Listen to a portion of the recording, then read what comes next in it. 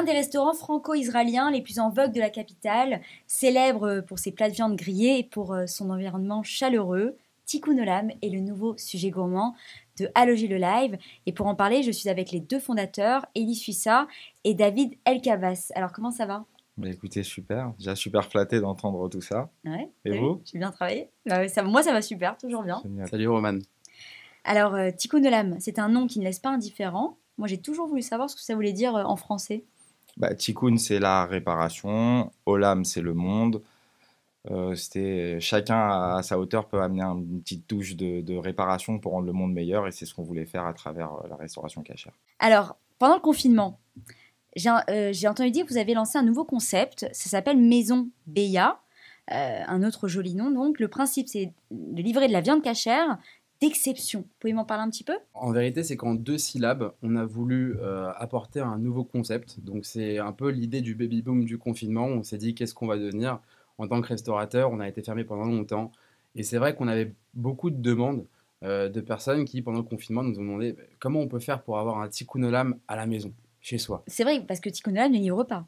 Alors, on livre, mais on s'est porté sur une carte qui pouvait être exportable. C'est-à-dire qu'avec notre four à Brest, c'était très compliqué de pouvoir apporter une entrecôte, quelle que soit la Braisé cuisson, à la domicile, c'est à impossible. domicile. Surtout qu'avec le froid, avec les conditionnements, etc., c'est quasi impossible pour avoir la même qualité. Donc du coup, on s'est dit, pourquoi pas travailler sur un produit fini, qu'une ménagère ou que des personnes qui sont en vacances, parce que Maison Beya livre en France, mais livre aussi à l'étranger, que ce soit en Espagne, en Suisse, avec la Belgique aussi. Et donc du coup, on s'est dit, pourquoi pas apporter un produit fini avec un procédé de cuisson à la ménagère ou au particulier qui aimerait se faire plaisir, avec les mêmes portions pensées pour le tikkun olam, mais chez soi. Alors du coup, le célèbre merguez que vous servez chez Tikkun Olam, on peut l'avoir par Maison Beya. Tout à fait. Et c'est un merguez qui, on s'est engagé de cette réputation, mais pour le faire, je parle bien évidemment de la recette, Ouais. on a utilisé des moyens de tradition, de maison, depuis 30 ans d'expérience, pour essayer d'apporter à notre clientèle plutôt jeune, plutôt originale, une recette qu'on n'a pas l'habitude de voir. Meilleure, moins bonne, ça c'est à vous d'en juger. Il y a des épices, des arômes, vous ajoutez Tout à des fait. choses. Mais ça reste surtout sur un calibre naturel. C'est-à-dire que le boyau, c'est pas très esthétique qu'on va utiliser, Ouais. ça reste naturel. On va pas y mettre un colorant artificiel. On va rester, comme on découpe pas mal de viande avec notre restaurant, on va rester sur des matières qui restent naturelles. Donc en soi, voilà, c'est les réussites de notre merguez. Ça fait de ce produit quelque chose d'unique. Alors moi j'ai une question. Pourquoi vous avez choisi de lancer donc ce concept sous un nom différent de Tikkun Olam qui est déjà très célèbre? Pourquoi Maison Beya? Pourquoi pas directement Tikkun Olam? Tout à fait. Pour rendre hommage à certaines mystiques.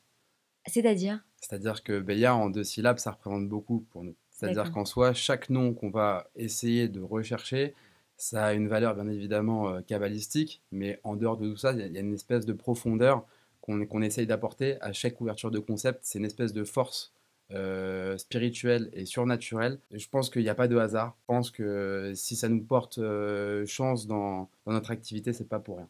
David, raconte-moi comment ça se passe une journée au Tikkun Olam.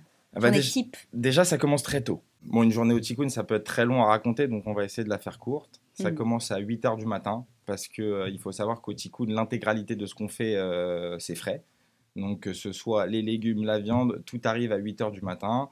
Donc ça commence par un petit service du midi qui est plus avec des hommes d'affaires. Donc c'est un petit peu plus calme le midi, on ne va pas s'éterniser. Vient l'équipe du soir, les grands acteurs de la nuit, qui arrivent à peu près vers 17h, qui font tout ce qui est mis en place, serpillère et tout, parce que tout le monde sait que je suis un grand maniaque de mon restaurant. Très important pour moi, tout ce qui est propreté, toilettes, tout ça. Là, c'est Il la y base. a Hein. le petit briefing autour du repas du personnel. La grande tradition du Tikkun Olam, que même les clients connaissent pour ceux qui arrivent en avance souvent. Le petit shot du personnel, sur lequel... Le personnel boit avant son service? Très important. Oh. Très important. Mais c'est pas bien important. ça. Ouais, je sais, mais bon, c'est quelque chose que j'ai instauré pour les détendre. Ouais, pour qu'ils comprennent qu'ils sont pas alarmés, que avec nous on est quand même deux patrons très jeunes, donc c'était très important d'avoir cette image de famille et d'amour, comme tu le disais tout à l'heure, et c'est ça qui est très important et que je pense que les gens soulignent à travers le super service qu'on a chez Tikkun Olam. Alors toi, donc Elie, c'est le sujet de la viande, c'est avec toi. On parle beaucoup de la viande de Tikkun Olam. Elle est très bonne, elle est cuite d'une façon très originale. Qu'est-ce qui fait sa force par rapport à d'autres restaurants cachers? Alors, on va pas se comparer à d'autres restaurants cachers, on va juste parler de la viande cachère Mhm. en soi. C'est parce qu'on est limité à un certain nombre de races par rapport aux non cachères. Donc, en fait, nous, on essaye d'améliorer une race qui est permise de la meilleure façon qui soit. Donc, je me suis évidemment rapproché de personnes de la profession. J'avais évidemment un entourage assez propice, hein, parce que ma famille provient de la célèbre boucherie cachère, mais en soi, je me suis aussi rapproché d'intervenants qui travaillaient la viande non cachère pour avoir vraiment cette différence de travail sur la viande.